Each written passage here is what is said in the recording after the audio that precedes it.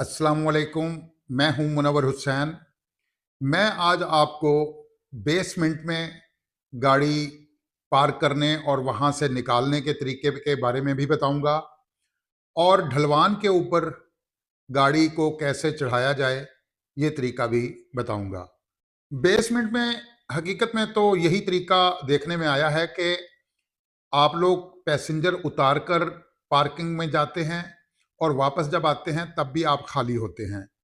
और बेसमेंट के जो रैंप हैं वो मुख्तलिफ तरह के होते हैं। कुछ रैंप बहुत गहरे होते हैं, यानी उनकी उतराई ज़्यादा सख्त होती है, और कुछ की उतराई जो है वो नॉर्मल होती है। नॉर्मल वाली चढ़ाई पर तो आपको अगर ब्रेक लगानी पड़ जाए तो आप आसानी से गाड़ी को ऊपर चढ़ा सकते हैं, लेकिन जो ज़्यादा सख्त चढ़ाई होती है वहां पर अगर गाड़ी रोकनी पड़े तो वहां पर ज़रा मुश्किल होती है। तो मेरा जहाँ तक तजर्बा है, मैंने जहाँ तक देखा है ये बेसमेंट पार्किंग के हवाले से, तो मुझे एक बात समझ में आई है कि बहुत कम ही ज़रूरत पड़ती है उस रैंप के ऊपर गाड़ी को ब्रेक लगाने की।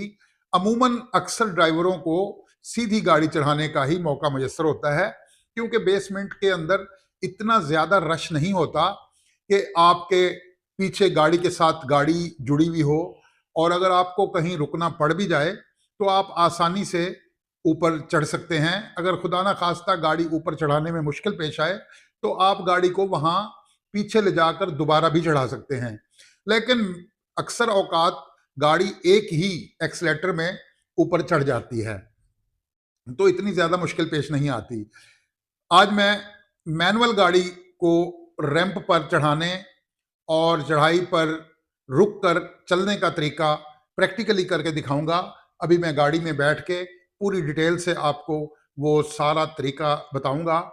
तीन तरह के तरीके होते हैं गाड़ी को चढ़ाई पर रोकने के। किसी ओवरहेड ब्रिज पर, या वैसे भी किसी पहाड़ी इलाके में, या किसी जगह भी चढ़ाई पर रुकना पड़ जाए तो आप जब रुक कर चलें तो हैंड ब्रेक के जरिए चलें।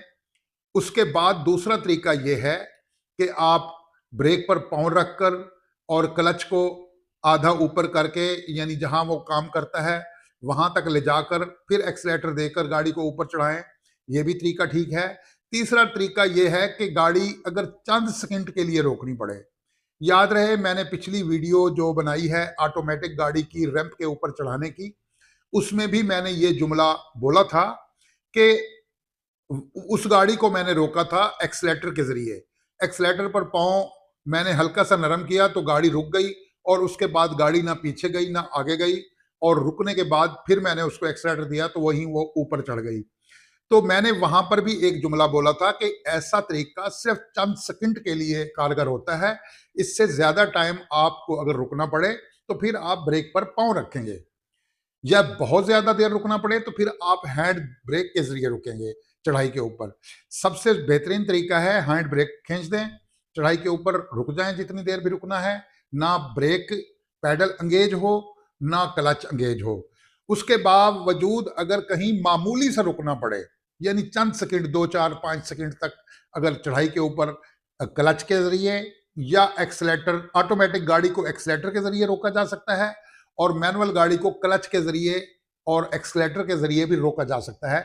ये तीनों तरीके मैं अभी आपको गाड़ी के अंदर बैठकर करके दिखाऊंगा। तो मेरा समझाने का मतलब ये है कि ये जो तीसरा तरीका है, यानी ऑटोमेटिक गाड़ी का एक्सलेटर के जरिए गाड़ी को चढ़ाई के ऊपर रोकना, और मैनुअल गाड़ी को क्लच और एक्सलेटर के जरिए रोकना, ये होता है चंद लम्हों के लिए। 2 4 सेकंड, 5 सेकंड अगर कहीं रुकना पड़े, अगर आप ऐसा तरीका कर लें तो कोई हर्ज नहीं, गाड़ी को कोई नुकसान नहीं होता। अगर आप ज्यादा देर रुकना चाहते हैं तो फिर पैडल ब्रेक के जरिए रुकें। उससे कहीं बेहतर है कि आप हैंड ब्रेक खींच के गाड़ी को न्यूट्रल कर दें ताकि वहां आसानी से आप खड़े हो सकें। यह है बेहतरीन फार्मूला, और इसी पर ही आप अमल करेंगे। तो मैं बार बार ये बात कह रहा हूं कि ऑटोमेटिक गाड़ी जो रैंप पर चढ़ाई थी मैंने, उसके दौरान मैंने ये जुमला बोला था कि ये चंद सेकंड के लिए अगर रुकना हो तो इस तरह से रुका जा सकता है। अदरवाइज ब्रेक पर ही पाँव रख के रोकें और उसके बाद एक्सीलेटर पर पाँव देंगे, गाड़ी सीधी ऊपर चढ़ जाएगी। तो बेसमेंट के हवाले से मैं ये बताता चलूं, बेसमेंट के अंदर जहां भी आपको पार्किंग करने का मौका मिलता है, वहां पर होता यह है कि एक तो रोशनी कम होती है, दूसरा आप गाड़ी पार्क करके आ जाते हैं, जब जाकर दोबारा गाड़ी लेते हैं उसको समझें कि अब मुझे गाड़ी किस तरफ निकालनी है, क्योंकि वहां पर पिलर होते हैं और भी बहुत सी गाड़ियां साथ साथ खड़ी होती हैं, तो वहां पर गाड़ी निकालने में बड़ी एहतियात की जरूरत होती है, ताकि आपकी गाड़ी को कोई नुकसान ना पहुंचे और आपकी गलती की वजह से किसी दूसरे को नुकसान ना पहुंचे। इन बातों को जब आप पेश नजर रखकर गाड़ी को वहां से निकालेंगे तो फिर कभी भी मुश्किल पेश नहीं आएगी। आप पहले उस जगह गाड़ी की बैक साइड पे खड़े होके उस जगह का माहौल देखें, उस जगह की मुनासिबत देखें, गाड़ी आपको दाएं काटनी है, बाएं काटनी है, वो गाड़ी कितने फासले पर है, पिलर कितने फासले पर है, इसका मुशाहिदा करके अगर आप सीट पर बैठ के गाड़ी को रिवर्स करेंगे, आप चाहे साइड मिरर में रिवर्स करें या आप गर्दन मोड़ के रिवर्स करें, वो जैसे आपको वहां मुनासिब लगे वो आप करें, लेकिन तरीका यही है कि पहले आप मुशाहिदा करेंगे उस जगह का, फिर सीट पर बैठेंगे, तो आपको कभी भी कोई मुश्किल और दिक्कत पेश नहीं आएगी और हमेशा आप सेफ तरीके से वहां से गाड़ी लेकर बाहर आएंगे। रैंप तो मुझे कहीं मुयस्सर नहीं आया कि मैं जहां जाकर वीडियो बनाकर आपको दिखा सकता इस मैनुअल गाड़ी की। इसके लिए मैंने एक ओवरहेड ब्रिज जो है वो मुंतखब किया है, वहां पर जाकर मैंने ये वीडियो बनाई है और उसके अंदर मैंने ये तीनों तरीके बताए हैं। लेकिन मैं दोबारा भी रिपीट करता चलूं कि दो ही तरीके कारगर हैं, या फुट ब्रेक पर पांव रखकर ज्यादा देर रुका जाए और या फिर हैंड ब्रेक के जरिए चढ़ाई के ऊपर ज्यादा देर रुका जाए।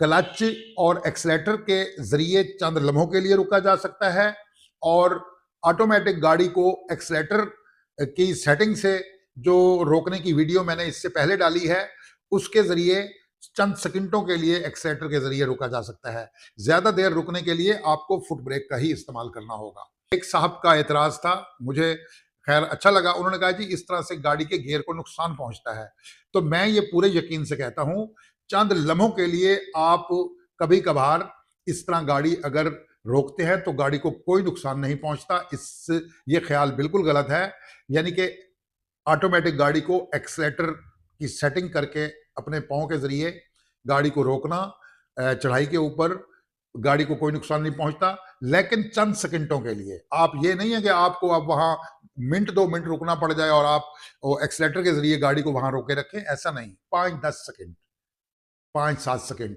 आपको अगर वहां गाड़ी रोकनी पड़ती है तो आप रोक के खड़े रहें, कुछ नहीं होगा। चाहे 50 बार ऐसा करें आप, कभी गियर को नुकसान नहीं पहुंचेगा। गियर को नुकसान पहुंचेगा तो वो ज्यादा देर तक अगर आप इस तरह करके खड़े होंगे तब होगा। तो मुझे उम्मीद है कि मेरी इस वीडियो से आपको बेहतर मालूमात हासिल होगी और आपकी गाड़ी चलाने की जो सलाहियत है वो भी बेहतर होगी। ये हम ओवरहेड ब्रिज के ऊपर खड़े हुए हैं।